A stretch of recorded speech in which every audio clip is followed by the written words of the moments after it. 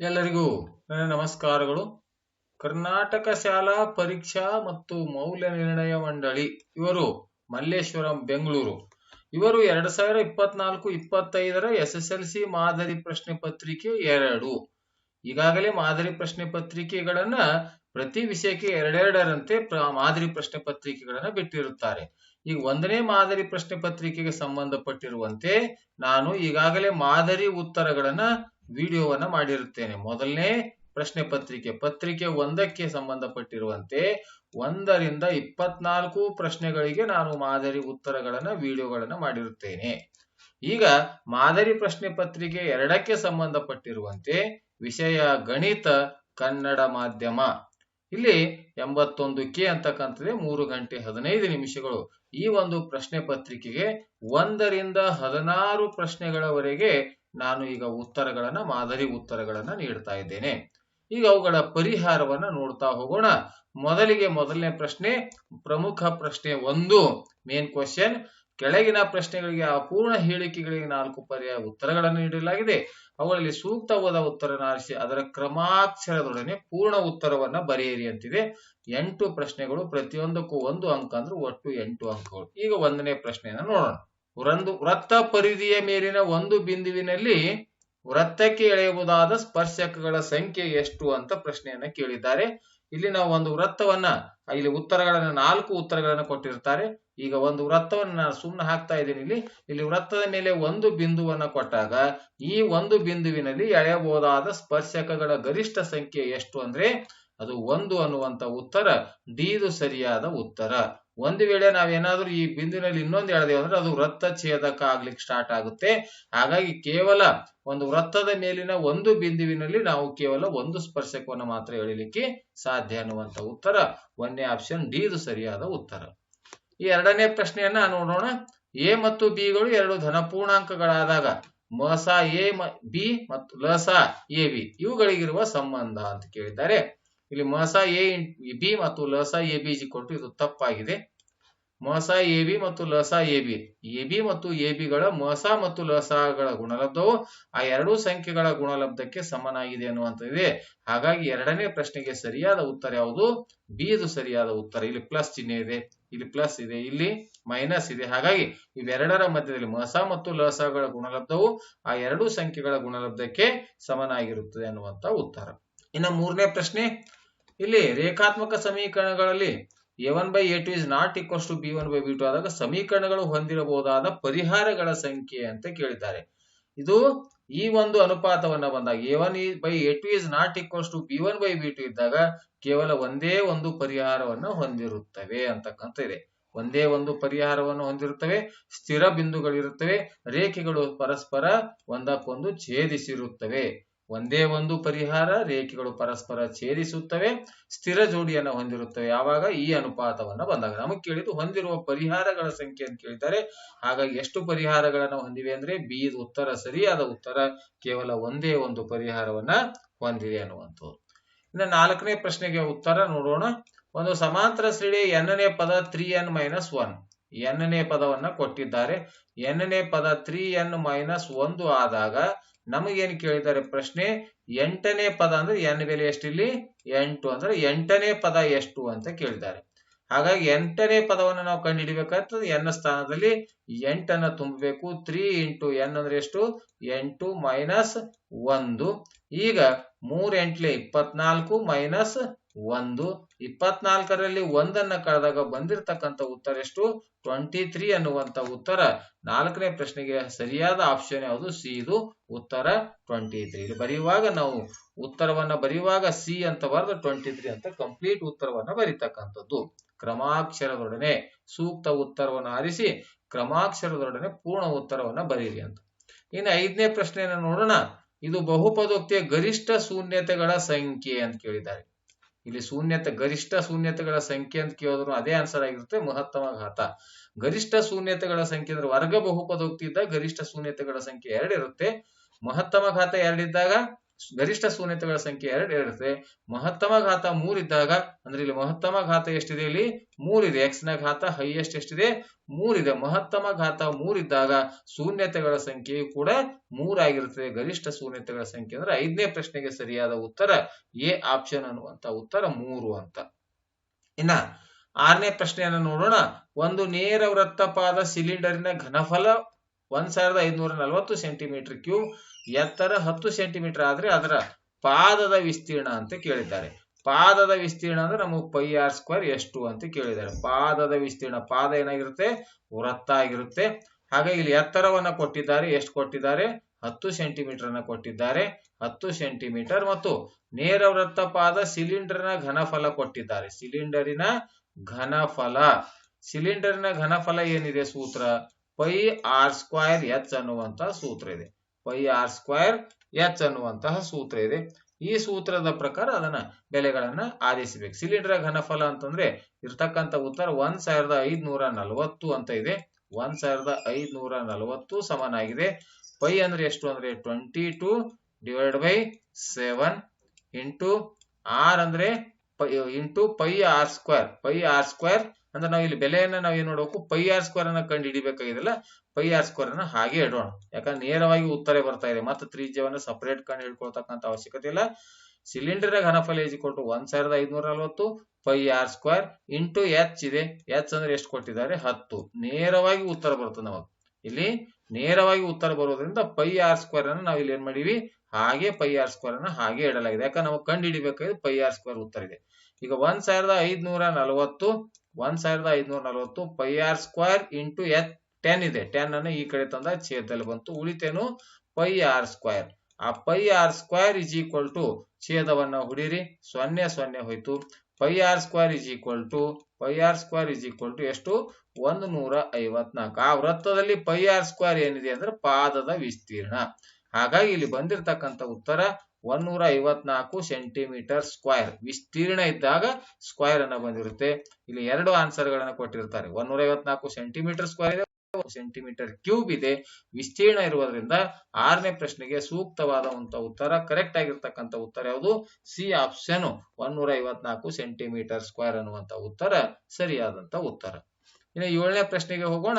ವರ್ಗೀಕೃತ ದತ್ತಾಂಶಗಳ ಸರಾಸರಿಯನ್ನು ನೇರ ವಿಧಾನದಿಂದ ಕಂಡುಹಿಡಿಯುವ ಸೂತ್ರ x bar is equal to, ಸರಿಯಾದ ಉತ್ತರ sigma f i into x i divide by sigma f i ಅಂತಕ್ಕಂಥ ಇದು ನೇರ ಪ್ರಶ್ನೆ, ನೇರ ಉತ್ತರ ಇದೆ. ಹಾಗಾಗಿ 7ನೇ ಪ್ರಶ್ನೆಗೆ ಸರಿಯಾದ ಉತ್ತರ ಯಾವುದು, ಎ ಆಪ್ಷನ್ ಅನ್ನುವಂತ ಉತ್ತರ ಸರಿ ಉತ್ತರ. ನೆಕ್ಸ್ಟ್ 8ನೇ ಪ್ರಶ್ನೆಗೆ ಹೋಗೋಣ.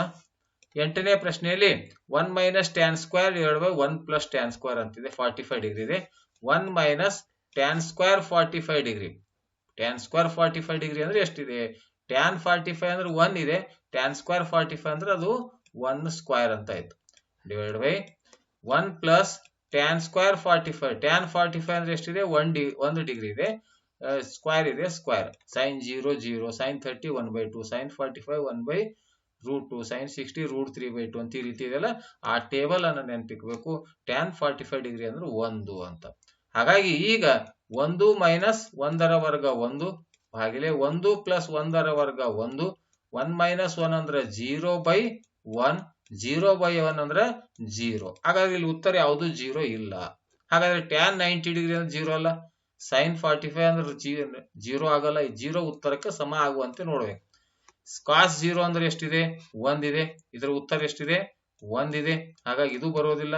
ಸೈನ್ 0 ಅಂದ್ರೆ ಇದ್ರ ಉತ್ತರ ಎಷ್ಟಿದೆ, 0. ಹಾಗಾಗಿ ಇಲ್ಲಿ ಬರುವಂತ ಉತ್ತರ ಯಾವುದು, ಸೈನ್ 0 ಡಿಗ್ರಿ ಅಂತ. ಸೈನ್ 0 ಅಂದ್ರೆ ಅದು 0 ಆಗೋದ್ರಿಂದ ಸೂಕ್ತವಾದ ಉತ್ತರ, ಸರಿಯಾದ ಉತ್ತರ ಇಲ್ಲಿ ನಮಗ ಇದನ್ನ ಬಿಡಿಸಿದಾಗ ಬಂದಿರತಕ್ಕಂಥ ಉತ್ತರ 0. ಇವುಗಳಲ್ಲಿ ಯಾವ ಬೆಲೆಗೆ 0 ಬರುತ್ತೆ ಅಂದ್ರೆ ಸೈನ್ 0 ಅಂದ್ರೆ 0. ಹಾಗಾಗಿ ಡಿ ಉತ್ತರ ಸರಿಯಾದಂತ ಉತ್ತರ.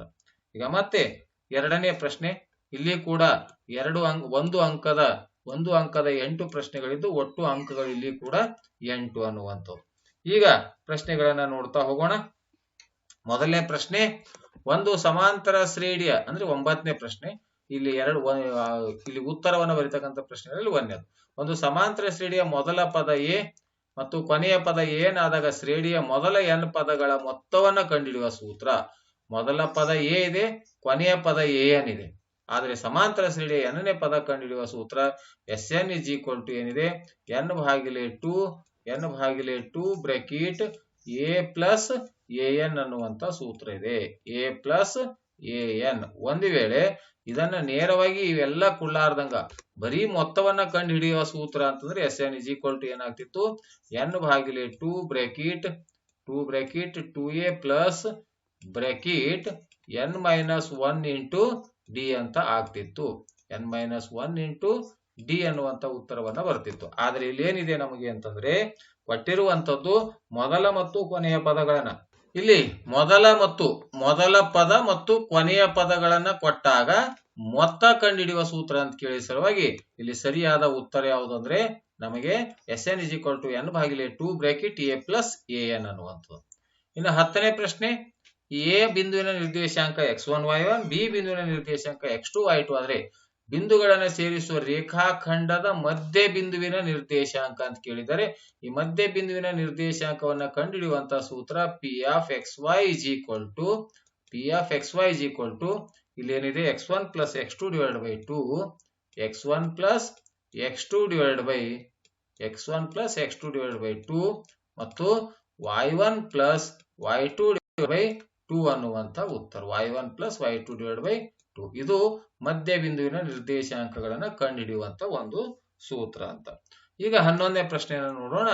ಈ 11ನೇ ಪ್ರಶ್ನೆ, ರೇಖಾತ್ಮಕ ಸಮೀಕರಣಗಳು ಯಾವುದೇ ಪರಿಹಾರವನ್ನ ಹೊಂದಿಲ್ಲದಿದ್ದರೆ ಬಿ ಬೆಲೆ ಕಂಡುಹಿಡಿಯಿರಿ ಅಂತ ಹೇಳಿದ್ದಾರೆ. ಯಾವುದೇ ಪರಿಹಾರವನ್ನ ಹೊಂದಿಲ್ಲ ಅಂದ್ರೆ ಅದರ ಅನುಪಾತ ಏನಾಗಿರುತ್ತೆ a1 by a2 ಸಮನಾಗಿದೆ b1 by b2 ಸಮನಾಗಿಲ್ಲ c1 by c2. ಈ ಅನುಪಾತ c1 by c2 ಅನ್ನುವಂಥದ್ದು ಮೇಲೆ c1 ಆಗಬೇಕು, c1 by c2 ಈ ಅನುಪಾತವನ್ನು ಹೊಂದಿದಾಗ ಯಾವುದೇ ಪರಿಹಾರವನ್ನು ಹೊಂದಿರುವುದಿಲ್ಲ, ಕಾರಣ ರೇಖೆಗಳು ಸಮಾಂತರ ರೇಖೆಗಳಾಗಿರುತ್ತೆ. ಆದ್ರೆ ಇದು a1 ಬೆಲೆ ಎಷ್ಟಿದೆ ಇಲ್ಲಿ x ನ ಸಹಗುಣಕ 1, b1 ಅಂದ್ರೆ ಎಷ್ಟಿದೆ 1, ಅದೇ ರೀತಿ c1 ಅಂದ್ರೆ ಎಷ್ಟಿದೆ -4 ಅಂತಿದೆ. ಅದೇ ರೀತಿ ಇಲ್ಲಿ a2 ಅಂದ್ರೆ ಎಷ್ಟಿದೆ 2 ಇದೆ 2, b2 ಅಂದ್ರೆ ಎಷ್ಟಿದೆ bನೇ ಇದೆ, b2 ಅಂದ್ರೆ b ಇದೆ, c2 ಅಂದ್ರೆ ಎಷ್ಟಿದೆ ಆ ಸ್ಥಳದಲ್ಲಿ ಇದು -3 ಅಂತ ಇದೆ. ನೆಕ್ಸ್ಟ್ ಈಗ ಬೆಲೆಗಳನ್ನ ನಮಗೇನ್ ಕೇಳಿದ್ದಾರೆ ಬಿ ಬೆಲೆಯನ್ನ ಕಂಡುಹಿಡಿಯಿರಿ ಅಂತ ಕೇಳಿದ್ದಾರೆ. ಹಾಗಾದ್ರೆ ಇವೆರಡು ಅನುಪಾತಗಳಂತೂ ಸಮ ಇರಲೇಬೇಕು. a1 by a2 ಸಮನಾಗಿದೆ b1 by 2 ಇರುತ್ತೆ, ಈ ಅನುಪಾತಗಳು ಸಮ ಇರುವುದಿಲ್ಲ. ಹಾಗಾದ್ರೆ ಈ ಅನುಪಾತದಲ್ಲಿ ನಾವು ಬೆಲೆಯನ್ನ ಆದೇಶಿಸೋಣ. a1 ಅಂದ್ರೆ 1, a2 ಅಂದ್ರೆ ಎಷ್ಟಿದೆ 2 ಇದೆ, ಸಮನಾಗಿದೆ b1 ಅಂದ್ರೆ ಏನಿದೆ b1 ಅಂದ್ರೆ 1 ಇದೆ, b2 ಅಂದ್ರೆ b ಇದೆ, ಅಂದ್ರೆ 1 divided by b2 ಅಂದ್ರೆ ಎಷ್ಟಿದೆ b ಇದೆ, b1 ಅಂದ್ರೆ 1, b2 ಅಂದ್ರೆ b ನೇ ಇದೆ. ಈಗ ಓರೆ ಗುಣಾಕಾರ b1 ಒಂದ್ಲೆ b1 is equal to 2 ಒಂದ್ಲೆ 2 ಅಂದ್ರೆ b ಸ್ಥಳದಲ್ಲಿ ಎಷ್ಟಿರಬೇಕು 2 ಇರ್ಬೇಕು. ಅಥವಾ ನೇರವಾಗಿ ಇಲ್ಲಿ 1 ಇದೆ ಇಲ್ಲಿ 2 ಇದೆ ಅಂದ್ರೆ 1 2 ಇಲ್ಲಿ 1 ಇದೆ ಇಲ್ಲಿ ಎಷ್ಟಿರ್ಬೇಕು 2 ಇರ್ಬೇಕು, ಯಾಕಂದ್ರೆ ಇವೆರಡರ ಅನುಪಾತ ಸಮ ಇರ್ಬೇಕು. ಹಾಗಾಗಿ ಬಿ ಬೆಲೆ ಎಷ್ಟು ಇಲ್ಲಿ ಅಂದ್ರೆ 2 ಅನ್ನುವಂತ ಉತ್ತರ. ಇನ್ನು 12ನೇ ಪ್ರಶ್ನೆಗೆ ಉತ್ತರ, ಇಲ್ಲಿ 24 ಮೀಟರ್ ಮತ್ತು 36 ಮೀಟರ್ ಉದ್ದ ಇರುವ ಸಲಾಕೆಗಳನ್ನ ಪೂರ್ಣವಾಗಿ ಅಳೆಯಬಹುದಾದ ಸಲಾಕೆಯ ಗರಿಷ್ಠ ಉದ್ದವನ್ನ ಕಂಡುಹಿಡಿಯಿರಿ ಅಂತ ಪ್ರಶ್ನೆ ಇದೆ. ಅಂದ್ರೆ ಇಲ್ಲಿ ನಾವು ಏನ್ ಮಾಡ್ಬೇಕು, ಇವೆರಡೂ ಅಳಿಬೇಕಾದ್ರೆ ಯಾವ ಸಲಾಕೆಯನ್ನ ಬೇಕು ಅಂತ ಅಂದ್ರೆ ಸ್ಕೇಲ್ ಅಂತ ನಾವು ಉಪಯೋಗ ಮಾಡ್ಕೊಂಡು ಸ್ಕೇಲ್ ಅನ್ನ ಯಾವ ಸ್ಕೇಲ್ ಅಂತ ತೆಗೆದುಕೊಂಡ್ರೆ ಇವೆರಡನ್ನ ಕರೆಕ್ಟ್ ಆಗಿ ಪೂರ್ಣವಾಗಿ ಅಳತೆಯನ್ನ ಮಾಡಬಹುದು ಅಂದ್ರೆ ಈ ಎರಡೂ ಸಂಖ್ಯೆಗಳ ಮಸ ಕಂಡುಹಿಡಿಬೇಕು. ಹಾಗಾದ್ರೆ ಮಸವನ್ನ ಕಂಡುಹಿಡಿಯೋಣ. ಫಸ್ಟ್ ಮೊದಲನೇ ಸಂಖ್ಯೆ 24ನ ತೆಗೆಯೋಣ. ಅವಿಭಾಜ್ಯ ಅಪವರ್ತನ ವಿಧಾನದಿಂದ 2 ಒಂದ್ಲೆ 2, 2 ಎರಡ್ಲೆ 4, next 2 Harley 12, next 2 ಮೂರ್ಲೆ 6, next 3 ಒಂದ್ಲೆ 3.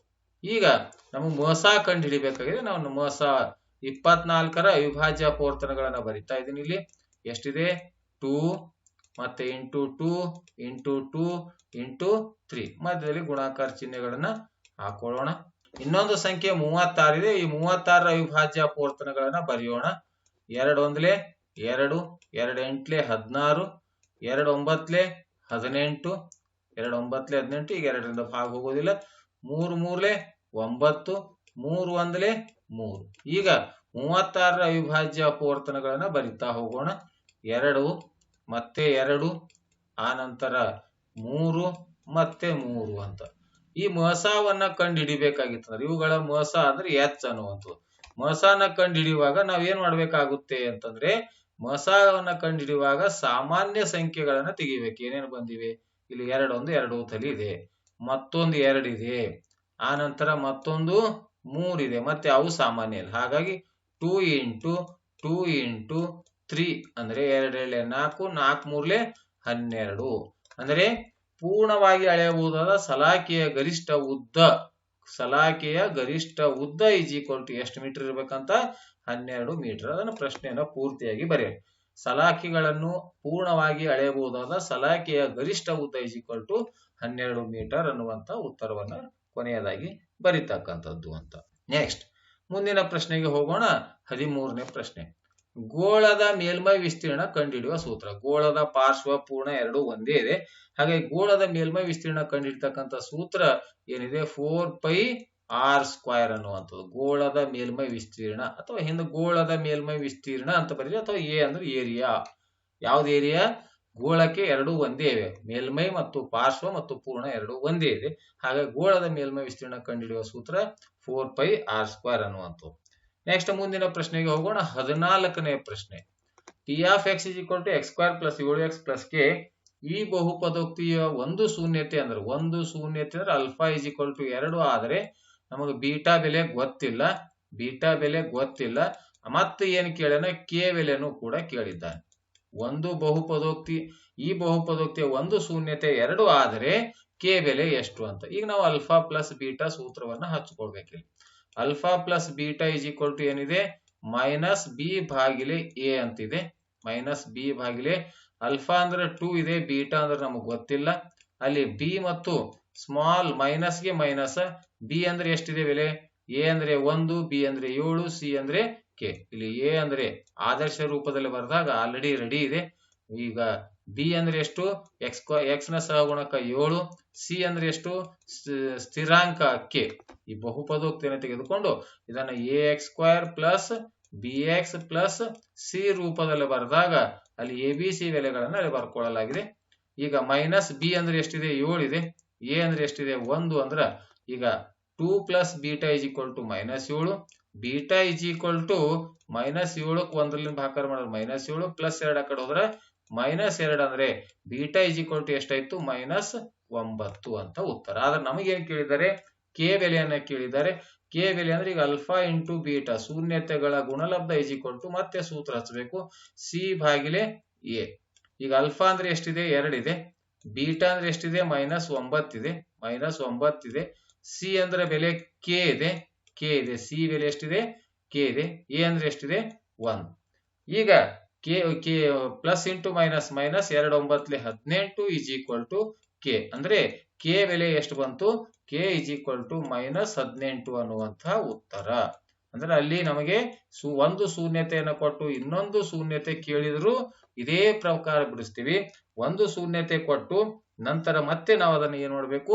K ಬೆಲೆಯನ್ನ ಕೇಳಿದಾಗ ಮೊದಲ ಶೂನ್ಯತೆಗಳ ಮೊತ್ತ ತಗೊಂಡು ಇನ್ನೊಂದು ಶೂನ್ಯತೆ ಕಂಡು ಹಿಡಿದು ನಂತರ ಗುಣಲಬ್ಧ ತೆಗೆದುಕೊಂಡು ಆ ಕೆ ಬೆಲೆಯನ್ನ ಕಂಡು ಹಿಡಿತಕ್ಕಂಥದ್ದು. ಇನ್ನ 15ನೇ ಪ್ರಶ್ನೆ. ಇದು ಕೂಡ ax² + bx + c = 0. ಇಲ್ಲಿ ಕೂಡ ABC ಬೆಲೆಗಳನ್ನ ಬರ್ಕೊಳ್ತಕ್ಕಂಥದ್ದು. ಎ ಅಂದ್ರೆ ಎಷ್ಟಿದೆ?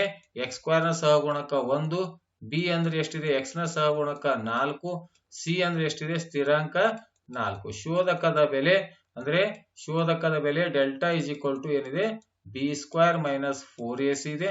ಕೇವಲ ಶೋಧಕದ ಬೆಲೆಯನ್ನ ಕಂಡುಹಿಡಿಯಿರಿ ಅಂತ ಹೇಳಿದ್ದಾರೆ. ಹಾಗಾಗಿ ಬಿ ಅಂದ್ರೆ ಎಷ್ಟು? 4, ಅದಕ್ಕೆ ಸ್ಕ್ವೇರ್ ಇದೆ, ಸ್ಕ್ವೇರ್ -4. ಎ ಅಂದ್ರೆ 1, ಸಿ ಅಂದ್ರೆ 4 ಅಂತ. ಹಾಗಾಗಿ ಇಲ್ಲಿ 4ರ ವರ್ಗ 16 ಮೈನಸ್ 4 1 4, 4 4 16 ಅಂದ್ರೆ ಶೋಧಕದ ಬೆಲೆ ಡೆಲ್ಟಾ = ಉತ್ತರ 16ರಲ್ಲಿ 16 ಕಳೆದಾಗ ಬಂದಿರತಕ್ಕಂತ ಉತ್ತರ ಎಷ್ಟು? 0 ಅನ್ನುವಂತಹ ಉತ್ತರ. ಇದು ಸಮನಾದ ಮತ್ತು ವಾಸ್ತವ ಮೂಲಗಳನ್ನ ಹೊಂದಿದೆ. ಒಂದು ವೇಳೆ ವರ್ಗ ಸಮೀಕರಣದ ಶೋಧಕದ ಬೆಲೆ ಕಂಡು ಹಿಡಿದು ಸ್ವಭಾವವನ್ನು ತಿಳಿಸಿ ಅಂದ್ರೆ ಇದು ಸ್ವಭಾವ ಏನು? ಮೂಲಗಳು ವಾಸ್ತವ ಮತ್ತು ಸಮ ಅನ್ನುವಂತ ಉತ್ತರ. ಇನ್ನು 16ನೇ ಪ್ರಶ್ನೆಗೆ ಹೋಗೋಣ. ಇಲ್ಲಿ 16ನೇ ಪ್ರಶ್ನೆ. ಓ ವೃತ್ತಕ್ಕೆ ಅಂದ್ರೆ CA ಮತ್ತು CB. CA ಮತ್ತು CBಗಳು ವೃತ್ತಕ್ಕೆ ಎಳೆದ ಸ್ಪರ್ಶಕಗಳಾಗಿವೆ. ಸ್ಪರ್ಶಕಗಳು ಎರಡು ಸಮನಾಗಿರುತ್ತೆ. ಅದೇ ರೀತಿ AB ಮತ್ತು AC ಸಮವಂತ. AB ಮತ್ತು AC ಸಮ ಅಂದ್ರೆ ಇಲ್ಲಿ ಮೂರು ಬಾಹುಗಳು ಸಮನಾಗಿವೆ ಎಂದರ್ಥ. ಮೂರು ಬಾಹುಗಳು ಸಮನಾದಾಗ ಪ್ರತಿಯೊಂದು ಕೋನದ ಅಳತೆ ಎಷ್ಟಾಗಿರುತ್ತೆ? 60 ಡಿಗ್ರಿಯನ್ನ ಆಗಿರುತ್ತೆ. ಸಮಬಾಹು ತ್ರಿಭುಜ ಆಗುತ್ತೆ. ಹಾಗಾಗಿ ಇಲ್ಲಿ ಪ್ರತಿ ಕೋನದ ಅಳತೆ ಎಷ್ಟಾಗುತ್ತೆ? 60 ಡಿಗ್ರಿ ಅಂತ. ಹಾಗಾಗಿ ನಮಗೇನ್ ಕೇಳಿದ್ರೆ ಈ ಕೋನ ಅಂದ್ರೆ ತ್ರಿಭುಜ ABC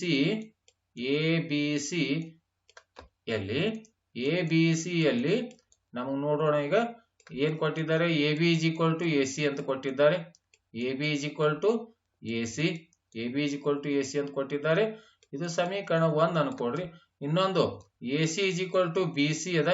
AC = BC ಇವೆರಡು ಸಮೀಕರಣ 2 ಅನ್ಕೋರಿ. ಅಂದ್ರೆ ಇವೆರಡು, ಇದು ದತ್ತ ಇದೆ, ದತ್ತ. ಇದು ಏನಿದೆ ಅಂದ್ರ ಸ್ಪರ್ಶಕಗಳು. ಬಾಹ್ಯ ಬಿಂದುವಿನಿಂದ ವೃತ್ತಕ್ಕೆ ಎಳೆದ ಸ್ಪರ್ಶಕಗಳು ಸಮನಾಗಿರುತ್ತೆ ಪ್ರಮೇಯ ಪ್ರಕಾರ. ಹಾಗಾದ್ರೆ ಸಮೀಕರಣ 1 ಮತ್ತು 2 ನೋಡಿದಾಗ AB ಬಾಹು ಮತ್ತು BC ಬಾಹು ಮತ್ತು AC ಬಾಹುಗಳು ಮೂರು ಏನಾಗಿವೆ ಅಂತ? ಸಮನಾಗಿವೆ. ಯಾವಾಗ ಸಮನಾಗಿರ್ತವೋ ತ್ರಿಭುಜ ABC ಏನಾಗಿರುತ್ತೆ? ತ್ರಿಭುಜ ABC ಸಮಬಾಹು ತ್ರಿಭುಜ. ತ್ರಿಭುಜ ABC ಅನ್ನು ಸಮಬಾಹು ತ್ರಿಭುಜ ಆಯ್ತು. ತ್ರಿಭುಜ ಅಂತಕ್ಕಂಥ ಉತ್ತರವನ್ನು ಇಲ್ಲಿ ಬರಿತಕ್ಕಂಥದ್ದು. ABC ಅಂತಕ್ಕಂಥದ್ದು ಸಮಬಾಹು ತ್ರಿಭುಜ. ಯಾವಾಗ ಸಮಬಾಹು ತ್ರಿಭುಜ ಆಗಿರ್ತವೋ ಅವಾಗ ಕೋನ A ದ ಅಳತೆ, ಕೋನ B ದ ಅಳತೆ, ಕೋನ C ದ ಅಳತೆ ಎಷ್ಟು ಡಿಗ್ರಿ ಆಯ್ತು? 60 ಡಿಗ್ರಿ. ಪ್ರತಿಯೊಂದು ಕೋನದ ಅಳತೆ 60. ಆದರೆ ನಮಗೆ ಈಗ ಏನದ? ವೃತ್ತದಲ್ಲಿ OA ಲಂಬವಾಗಿದೆ. OA ಅಂದ್ರೆ ತ್ರಿಜ್ಯ, AC ಅಂದ್ರೆ ಸ್ಪರ್ಶಕ. ಇದು ಏನಿದೆ? ಪ್ರಮೇಯ ಪ್ರಕಾರ ಅಥವಾ ಪ್ರಮೇಯ ಅಂತ ಬರೀರಿ. ಅಥವಾ ತ್ರಿಜ್ಯ ಲಂಬವಾಗಿದೆ ಸ್ಪರ್ಶಕ. ಹಾಗಾದ್ರೆ ಕೋನ OAC ಅಂದ್ರೆ ನಮಗೇನ್ ಬೇಕು? OAC ಕೋನದ ಅಳತೆ ಎಷ್ಟಾಯ್ತು? 90. ನಮಗ್ ಕಂಡು ಹಿಡಿಬೇಕಾಯ್ತು OAB ಅದ. ಕೋನ OAB ನಮಗ ಆ OAB ಕೋನದ ಅಳತೆಯನ್ನ ಕಂಡು ಹಿಡಿಬೇಕಾಯ್ತು ಅಂದ್ರ ಒಟ್ಟು ಕೋನ OAC ಯಲ್ಲಿ ಯಾವುದನ್ನ ಕಳಿಬೇಕು? OAC ದಲ್ಲಿ BAC ಅನ್ನ ಕಳಿಬೇಕು. ಕೋನ BAC. ಈಗ OAC ಅಂದ್ರೆ ಇದು ಕೋನ ಎಷ್ಟಿದೆ? OA ಲಂಬವಾಗಿದೆ, AC ಇರೋದ್ರಿಂದ ಈ ಕೋನದ ಅಳತೆ ಎಷ್ಟದ? 90 ಡಿಗ್ರಿ ಅದ. ಯಾಕಂದ್ರೆ ತ್ರಿಜ್ಯ ಲಂಬವಾಗಿದೆ ಸ್ಪರ್ಶಕ. BAC ಅಂದ್ರೆ A ಕೋನ, B ಕೋನ, C ಕೋನ ಇವೆಲ್ಲ 60 ಡಿಗ್ರಿ ಇದೆ. ಹಾಗಾಗಿ OAB ಕೋನದ ಅಳತೆ ಎಷ್ಟಾಯ್ತು? 30 ಡಿಗ್ರಿ ಅನ್ನುವಂತಹ ಉತ್ತರ. ಇಲ್ಲೇ ಈಜಿ ಇದೆ. ಟೋಟಲ್ ಇದು ಕೋನ ಎಷ್ಟಿರುತ್ತೆ? 90 ಇದೆ ಟೋಟಲ್. ಇದು ತ್ರಿಜ್ಯ ಲಂಬವಾಗಿದೆ ಸ್ಪರ್ಶಕ. 90ರಲ್ಲಿ ಈ ಕಡೆ 60 ಹೋದ್ರೆ ಈ ಕೋನದ ಅಳತೆ ಎಷ್ಟಿರುತ್ತೆ? 30 ಡಿಗ್ರಿ ಇರುತ್ತೆ. ಆದ್ಮೇಲೆ ಈ ರೀತಿಯಾಗಿ ನಿರಂತರವಾಗಿ ಪತ್ರಿಕೆ 1 ಮತ್ತು ಪತ್ರಿಕೆ 2ಕ್ಕೆ ಸಂಬಂಧಪಟ್ಟಿರುವಂತಹ ಸಂಪೂರ್ಣವಾದಂತಹ ಪರಿಹಾರವನ್ನ ನೀಡ್ತಾ ಇದ್ದೇನೆ. ಈ ವಿಡಿಯೋ ಇಷ್ಟವಾದರೆ ದಯವಿಟ್ಟು ಲೈಕ್ ಮಾಡಿ, ಶೇರ್ ಮಾಡಿ ಮತ್ತು ಸಬ್ಸ್ಕ್ರೈಬ್ ಮಾಡೋದನ್ನು ಮರೆಯಬೇಡಿ ಅಂತ ಹೇಳುತ್ತಾ ಈ ವಿಡಿಯೋ ನೋಡಿರುವ ತಮ್ಮೆಲ್ಲರಿಗೂ ನನ್ನ ನಮಸ್ಕಾರಗಳು.